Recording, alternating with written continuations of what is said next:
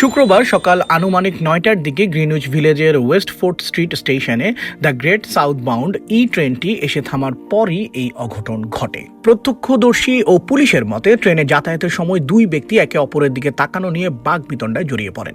ট্রেনটি স্টেশনে পৌঁছলে ভুক্তভোগী যাত্রী ট্রেন থেকে নেমে প্ল্যাটফর্মে দাঁড়ান, কিন্তু অভিযুক্ত ব্যক্তিও তার পিছু পিছু নেমে আসেন এবং ট্রেনটি ছেড়ে যাওয়ার পরপরই তাকে সজোরে ধাক্কা দিয়ে সাবওয়ে ট্র্যাকে ফেলে দেন। সৌভাগ্যবশত আঘাত তেমন গুরুতর ছিল না। শরীরের বিভিন্ন স্থানে সামান্য কেটে যাওয়া ও রক্ত জমাট বাঁধার ক্ষতর কারণে তাকে দ্রুত বেলভিউ হাসপাতালে নেওয়া হয়। অভিযুক্ত ব্যক্তি, যিনি লম্বায় প্রায় 5 ফুট 7 ইঞ্চি, পেশিবহুল এবং কালো পোশাক ও কালো সাদা স্নিকার্স পরিহিত ছিলেন, ঘটনার পরপরই বি অথবা ডি ট্রেনের দিকে পালিয়ে যান। পুলিশ বর্তমানে স্টেশনের সিসিটিভি ফুটেজ বিশ্লেষণ করে তাকে শনাক্ত করার চেষ্টা করছে।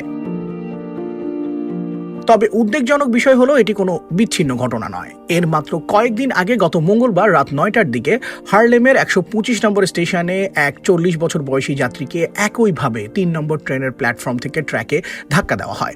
কয়েকজন মানবপ্রেমী পথচারী দ্রুত এগিয়ে এসে নিজের জীবনের ঝুঁকি নিয়ে ভুক্তভোগীকে তুলে আনেন। বর্তমানে তিনি সুস্থ থাকলেও হামলাকারীরা অধরাই রয়ে গেছে। পাতাল রেলের মতো একটি গুরুত্বপূর্ণ গণপরিবহনে পরপর এমন সহিংস ঘটনা সাধারণ যাত্রীদের মনে গভীর ভীতির সঞ্চার করেছে। নিয়মিত যাতায়াতকারী অনেক যাত্রী জানান, এখন আর প্ল্যাটফর্মের ধারে দাঁড়াতে সাহস হয় না, সবসময় দেওয়ালের সঙ্গে ঘেঁষে থাকতে হয়। অন্যদিকে পরিবহন নিরাপত্তা বিশ্লেষকরা মনে করছেন যে কেবল প্ল্যাটফর্মে নিরাপত্তা কর্মী বা পুলিশ মোতায়েন করাই যথেষ্ট নয়।